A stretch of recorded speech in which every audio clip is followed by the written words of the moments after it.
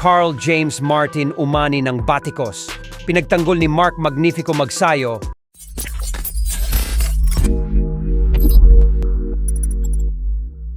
So alam na ng lahat na nakatakda ng ganapin ang laban ni Wonderboy sa Nobyembre 30 sa mismong baluarte ni Ruben Tostado Garcia sa Mexico.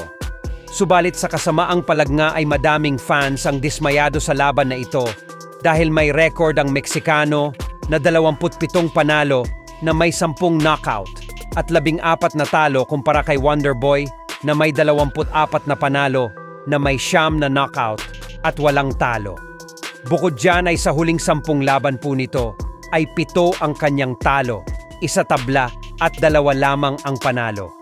Kaya naman inaasahan ng karamihan na isang malaking mismatch lamang ito para kay Carl James Martin.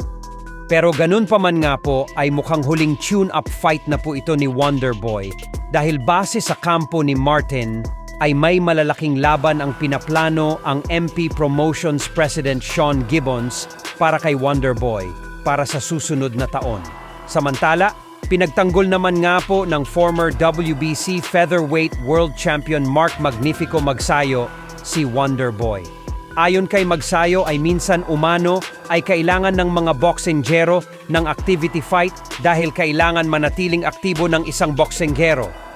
Hindi daw kasi ganun kadaling gawin ang mga world title fights at mga high-level match dahil dumadaan pa minsan sa mga bidding ang mga promoters. Bukod dyan ay kailangan din umanong masigurado na handa ang mga fighters. Minsan daw kasi ay handa na ang isang kampo tapos yung kabila naman ang hindi. Kaya naman bibigyan muna ng activity fight yung handa na upang hindi masayang ang pinaghihapan nito sa ensayo